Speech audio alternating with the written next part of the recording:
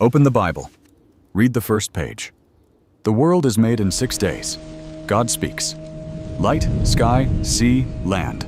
Animals first, then man and woman, together at the end. Now turn the page. Read again. The world is made a second time, but the order is different. A dry land, a man formed first, then a garden, then the animals, then the woman, last of all. 2 beginnings, side by side. And it is not only the order. In the first account, the Creator is called by one name, Elohim, God of all the earth. In the second, a new name appears, Yahweh, the personal name, the name we studied in our last episode. 2 accounts, 2 names, 1 book. For 300 years, scholars have asked one question about this. Did one man write these words? Or were they stitched together long after from older books that no longer exist? This is the story of how the Torah was written, and it is more than a debate about old documents. It is a question about whether we can trust the book at all. The puzzle did not start with skeptics. It started with a believer. His name was Jean Astruc, a French physician, a devout defender of Moses. In 1753, he noticed the pattern of the names, Elohim in some passages, Yahweh in others. He had a simple idea. Moses must have used 2 older records, and he wove them together. Astruc never doubted Moses. He was trying to defend him. But others took the idea further, much further. A century later, a German scholar named Julius Wellhausen built it into a full theory. It is called the documentary hypothesis. The claim is bold. The Torah is not one book. It is 4. 4 separate sources, written by 4 separate hands, in 4 different centuries. Scholars gave them letters. J, E, D, P. J, for the source that prefers the name Yahweh, said to be the oldest. E, for the source that prefers Elohim. D, for most of Deuteronomy. P, for the priestly material. The laws, the lists, the dates. In this theory, none of them is Moses. The last of them comes after the exile, nearly 1,000 years after Moses. A later editor, they say, sewed the 4 together and left the seams showing. How do they find the seams? They use 5 clues, the 2 names of God, repeated stories, differences in style, differences in theology, and what they call contradictions. That is the theory. We will not hide it. We will not soften it. But we will test it. And the place to test it is the most famous test case of all, the flood. The story of Noah is where this theory does its sharpest work. So let us watch it work. Honestly, read the flood with a critic's eye, and the seams seem to appear everywhere. The name of God shifts back and forth. Yahweh sees the wickedness of man. Then Elohim sees the corruption of the earth. Events seem to happen twice. God grieves over man twice. He commands Noah to enter the ark twice. Noah enters twice. Then the animals. In one verse, Noah is told to bring 2 of every kind, a pair. In another verse, he is told to bring 7 pairs of the clean animals, 2 or 14. The numbers do not match, and the clock does not match either. In some verses, the rain falls for 40 days. In others, the water rises for 150. So the critics make their cut. They take a knife to the chapters. In the flood, they use only 2 of their 4 sources. J, the Yahwist, and P, the priestly source. The Elohist never enters Noah's story. Every verse with Yahweh, the grief, the 7 pairs, the 40 days, they call J. Every verse with Elohim, the dates, the dimensions, the 2 by 2, they call P. Pull the 2 apart, and you seem to get 2 flood stories, each one smoother than the whole. It is a clever argument. For a long time, it convinced almost everyone. But there is a problem. When you actually separate the strands, neither one is a complete story. The so-called J flood has no instructions for building the ark. The boat simply appears. The so-called P flood has no birds, no raven, no dove. and no sacrifice at the end. Worse. In one verse, Noah waits another 7 days before sending the dove again. Another 7 days. The word assumes a bird was already sent. But that first bird sits in the other strand. Cut the chapters apart, and the story stops making sense. So maybe the cut is the mistake. Maybe we have been reading the seams backward. In the 20th century, a Jewish scholar in Jerusalem looked again. His name was Umberto Cassuto.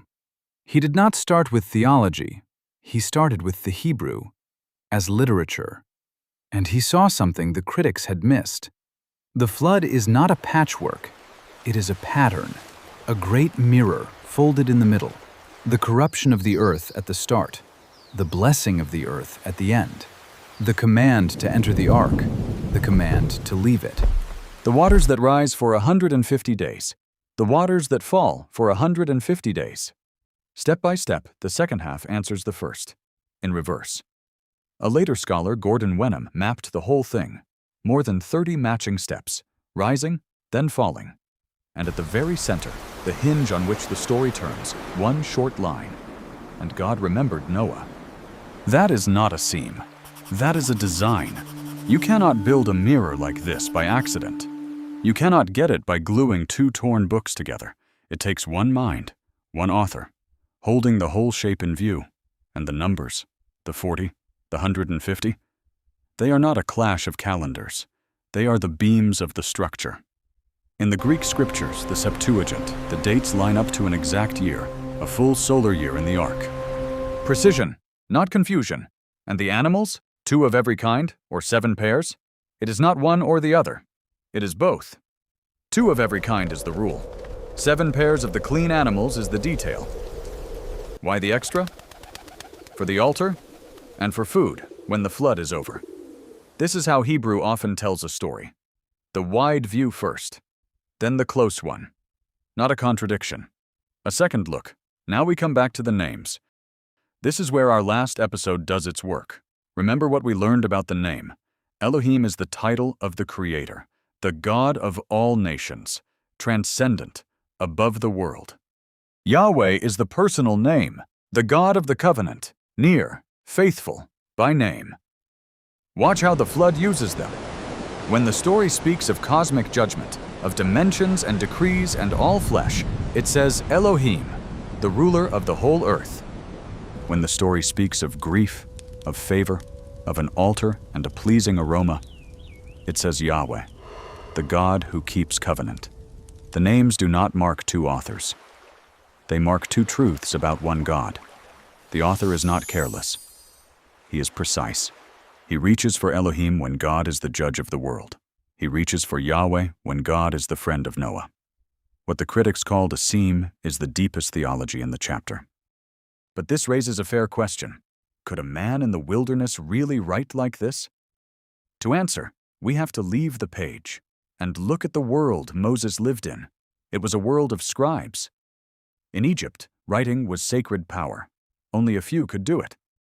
Scribes trained for years in temple schools called the House of Life. They copied, they memorized, they compiled. And the Bible tells us where Moses was raised, in the royal court of Egypt. Trained, it says, in all the wisdom of the Egyptians. Acts 7:22 says, Moses was educated in all the wisdom of the Egyptians and was powerful in speech and action. If anyone in that age could write a book, it was a man with that education. But here is the part we must understand. Ancient authors did not always write from nothing. Often they compiled. They gathered older records, family lists, eyewitness accounts, and they shaped them into one. Genesis even shows the seams of its own sources, not hidden, on the surface. Again and again, a single phrase returns. These are the generations of the heavens, of Adam, of Noah, of the sons of Noah. Some scholars believe these lines are headers or footers from older records, the kind of marks a scribe left at the edge of a tablet. Moses, on this view, did not invent the family history of Abraham. He inherited it in writing, and under inspiration, he shaped it into the book we hold. And we know ancient texts worked this way, because we have found them. Take the laws of Hammurabi. carved in stone before Moses was born. For 1,000 years after, scribes copied them. They updated the spelling. They modernized the words. But the core never changed, and everyone still called them the Laws of Hammurabi, or take the Epic of Gilgamesh. It grew over centuries. A scribe named Sinleki Unini gathered the older tablets. He added a prologue. He added a flood story. He did not think he was forging anything. He was a faithful editor, and the finished work was still known by its ancient name. This is how books lived in the ancient world. A core from one author, then careful keepers, guarding it across the centuries. Hold that picture. We will need it. So what does the evidence actually say about Moses? Start with the text itself. It does not whisper. It states, "The Lord tells Moses to write," and Moses writes. He writes the defeat of Amalek in a book. He writes all the words of the Lord at Sinai. He writes the stages of the journey. He writes this law and lays it beside the ark. The Torah claims Moses as its writer, plainly, many times. And the rest of the Bible agrees. Joshua guards the book of Moses. The kings are judged by the law of Moses. Ezra reads it aloud to the people. 1,000 years of scripture point back to one name. Then comes the deepest witness of all, Jesus. He calls it the Book of Moses. He says, if you believed Moses, you would believe me, for he wrote of me. For the church, that settles the heart of the matter. But there is more. Evidence from the ground. Look at the shape of Deuteronomy. In the ancient world, a great king made treaties with smaller nations. And those treaties had a fixed form, a preamble, a history of the relationship, the laws, the witnesses, the blessings and the curses. Deuteronomy follows that exact form. But here is the key. That form belonged to one era. The age of the Hittites, the age of Moses. By the time of the late kings, treaties looked different. They dropped the history. They dropped the blessings. If Deuteronomy were written centuries after Moses, as the critics say, it would copy the later form. It does not. It matches the earlier one. The shape of the book fits the age of Moses, not the age of his critics, and the language agrees. The Exodus story is full of Egyptian words. The basket on the Nile, the titles, the measures. A writer who lived in Egypt would know them. A writer 1,000 years later, in another land, would not. The fingerprints point home, to Egypt, to Moses. Now, we must be honest about the hard parts. There are verses Moses could not have written. The clearest is the end of Deuteronomy. It tells of Moses' death, his burial, the morning after him. A man cannot write his own obituary. The critics say, you see, Moses did not write it. But this is no secret. The rabbis saw it. The church fathers saw it. They were not afraid of it. The simple answer is the old one. Moses wrote the book. Joshua, or another faithful hand, wrote the ending. There are other marks like it. A city called Dan, named before the tribe of Dan existed. A phrase to this day that looks back over long years. These are not mistakes, they are updates. Remember Hammurabi. Remember Gilgamesh. Faithful scribes kept the text alive. When an old name would confuse the reader, they added the new one. When the script grew old, they renewed it. The core stayed Mosaic. The keepers kept it clear. And the third objection? That the book speaks of Moses in the third person. And the Lord said to Moses, that proves nothing. Caesar wrote of Caesar, always in the third person. No one doubts he wrote it. It was simply how great men told their own story, with dignity, from a distance. So where does this leave us? Not with 4 hidden books and a clumsy editor, and not with a frozen text dropped from heaven, untouched by human hands. It leaves us with something richer, a core, written by Moses, the man God raised in Egypt and met on the mountain, and then a long line of faithful keepers, prophets and scribes, guarding the words, renewing the language, adding the final lines. The same Spirit who inspired the writing watched over the keeping. The book is genuinely the book of Moses, and it has been faithfully carried to us. Now look back at where we began. 2 beginnings, 2 names. We were told they were a problem. a crack in the foundation. They are not a crack. They are the cornerstone. Elohim, the God of all the earth, who spoke the stars into place. Yahweh, the God of the covenant, who walked in the garden and shut the door of the ark with his own hand. If the Bible used only the first name, God would be far, a power, a law. If it used only the second, he would be small, a tribal god, and nothing more. But the Torah uses both, and it tells us they are one. The God who flung the galaxies is the God who knows your name. That is not the seam of a broken book. That is the heart of the whole story. The critics took the Torah apart, looking for the hands that made it. And in the end, the deeper they cut, the clearer one truth became. Behind the many keepers stands one author, and behind Moses stands the God who first said, "Let there be light." Next time, we follow the blood. From Noah's altar onward, we ask what it covers and why God requires it.